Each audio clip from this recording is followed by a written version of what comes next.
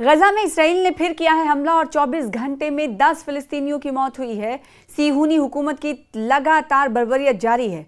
गजा में यूं तो कहने के लिए सीज फायर लागू है, लेकिन आज भी गजा के लोगों पर इसराइल ने बमबारी करना पूरी तरह से बंद नहीं किया है। पिछले 24 घंटों के अंदर इसराइल ने हमला करके गजा में तकरीबन 10 फिलिस्तीनियों का कत्ल कर दिया है, हत्या कर दी है। ये जानकारी गजा के हेल्थ मिनिस्ट्री ने दी है। इसराइल ने साल 2023 से 2025 यानी लगभग 2 सालों तक पूरी दुनिया के सामने फिलिस्तीनियों का कत्लेआम किया है। इसके बाद 10 अक्टूबर 2025 को गजा में सीज़फायर लागू हुआ। इस सीज़फायर के लागू होने के बाद भी इसराइल ने हमले करना बंद नहीं किए और लगभग 1620 बार सीज़फायर का उल्लंघन किया है, खिलाफ वर्जी की है। इसराइल एक तरफ गजा में हमला कर रहा है, दूसरी ओर फिलिस्तीन के वेस्ट बैंक इलाके में इसराइली सेना फिलिस्तीनियों को अवैध रूप से गिरफ्तार कर रही है। मीडिया रिपोर्ट के मुताबिक इसराइली सेना ने वेस्ट बैंक इलाके में रात भर और आज सुबह नबलुस के पास कम से कम 12 या 13 फिलिस्तीनियों को गिरफ्तार किया। साथ ही जानकारी ये भी है कि इसराइली सेना ने बेथलहम गॉनेट में 2 सल्फेट क्षेत्र में 3 लोगों को गिरफ्तार किया है। इसराइल एक तरफ गजा में हमला कर रहा है तो दूसरी ओर फिलिस्तीन के वेस्ट बैंक इलाके में इसराइली सेना फिलिस्तीनियों को अवैध रूप से गिरफ्तार भी कर रही है।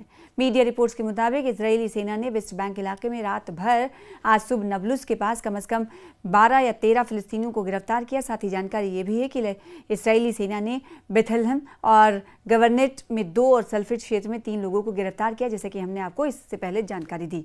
गजा के हेल्थ मिनिस्ट्री के मुताबिक गजा में 10 अक्टूबर 2025 के सीज़फायर के बाद से इसराइली हमलों में लगभग 601 फिलिस्तीनी मारे गए हैं और 1607 घायल हुए हैं।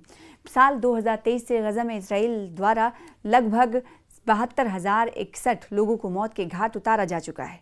1,71,715 घायल हुए हैं। गजा की सिविल डिफेंस के प्रवक्ता महमूद बसल ने बीते रोज़ एक बयान जारी किया और बयान जारी करते हुए बताया कि गजा के जो मुनहदिम मकान हैं वो तकरीबन 8,000 से ज़्यादा लाशें फंसी हुई हैं। आप अंदाज़ा लगा सकते हैं कि जिन मकानों पर, जिन अपार्टमेंट्स पर बमबारी की गई है उनमें से लाशें अभी नहीं निकाली जा सकी हैं। 8,000 से ज़्यादा लाशें फंसी हुई हैं जिन्हें इसराइली हमले की वजह से निकाला नहीं जा सका है। उधर ऐसा नहीं कि सिर्फ फ़िलिस्तीन पर ही इस वक्त सिहूनी बर्बरियत जारी है। इसराइल की गुंडागर्दी कई ममालिक पर देखने को मिल रही है, लेकिन फ़िलिस्तीनी और गजा के लोगों पर ये जुल्म सितम ज़्यादा इसराइल की तरफ से हो रहा है। उधर लेबनान में भी इसराइली हमले में 4 अफराद जाँ भाग हुए हैं। इसराइली फ़ौज ने लेबनान के साथ जंगबंदी को 15 माह होने के बावजूद, देखिए यहाँ पर भी जंगबंदी लागू है, यहाँ पर भी सीज़फायर लागू है, लेकिन उसके बावजूद भी खिलाफवर्जी करता हुआ दिखाई दे रहा है इसराइल। और अपने जंगी हमले जारी रखे हुए लेबनान में भी मज़ीद 4 अफराद हलाक हो चुके हैं। इसराइली फ़ौज का ये ताज़ा हमला लेबनान के शाम के साथ जुड़ी सरहद के नज़दीक किया गया। लेबनानी मीडिया और हुकाम के मुताबिक इसराइल की जानिब से ताज़ा खिलाफवर्जी और जंगी कार्रवाई इतवार के रोज़ की गई। इस कार्रवाई के लिए इसराइली फ़ौज ने लेबनान के मशरक़ी हिस्से का इंतखाब किया। इस हमले के बाद इसराइली फ़ौज की तरफ से कहा गया कि उसने ये कार्रवाई फ़िलिस्तीनी मुज़ाहिमतकारों के ग्रुप इस्लामी जिहाद को निशाना बनाने के लिए की है।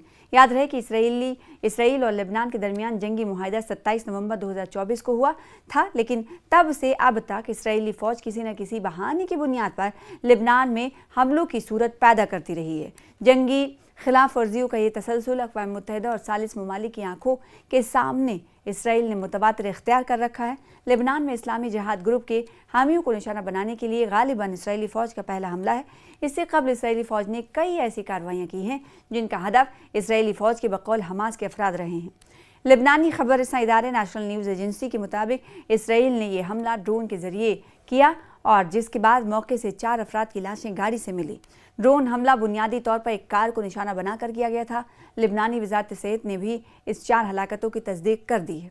जंगबंदी की खिलाफ वर्जी की बुनियाद पर की गई इन कार्रवाइयों के नतीजे में अब तक इसराइली फ़ौज ने लेबनान में 370 अफराद को हलाक और सैकड़ों को ज़ख्मी किया है।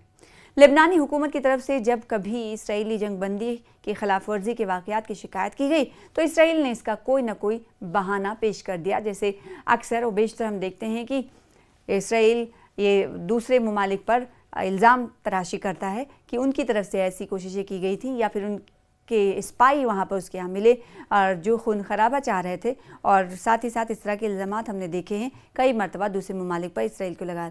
लगाते हुए। तो मौजूदा वक्त में स्थिति जो हालात हैं वो पूरी तरीके से साफ है, वो ये कि इसराइल जो कहता है वो करता नहीं है, अपनी गुंडागर्दी जारी रखे हुए है, या यूँ कहें कि अपनी धमक बनाए रखना चाहता है। इसलिए कई मरतबा हमने देखा है कि सामने से तो खिलाफ वर्जी कर रहा होता है, लेकिन हम ये जान रहे होते हैं कि खिलाफ वर्जी का उल्लंघन, खिलाफ वर्जी जंगबंदी की कर रहा होता है, और सामने से ये सभी को आया रहती, पूरी दुनिया देख रही होती है कि उसने जंगबंदी नाफिज कर रखी है, यानी सीज़ फायर लागू है, सीज़ फायर लागू है, लेकिन उसके बावजूद भी खिलाफ वर्जी यानी उल्लंघन इसका इसराइल करता आ रहा है। अब सीज़ फायर के मतलब ये होते हैं कि दोनों ममालिक की तरफ से कोई एक दूसरे पर किसी तरह की फायरिंग नहीं करेगा, किसी तरह का हमला नहीं करेगा, लेकिन इसका कोई सबूत इसराइल नहीं दे सकता, क्योंकि दुनिया देख रही है। अक्सर व बेशतर हमने देखा है कि फ़िलिस्तीनियों और गज़ा में कई इलाके को निशाना, फ़िलिस्तीन के शहरियों को निशाना बनाता रहा है। तो इतना ही नहीं, लेबनान का जो वाक़या हमने आपको बताया, इससे भी ज़ाहिर है कि इसराइल अपनी गुंडागर्दी जारी रखे हुए है।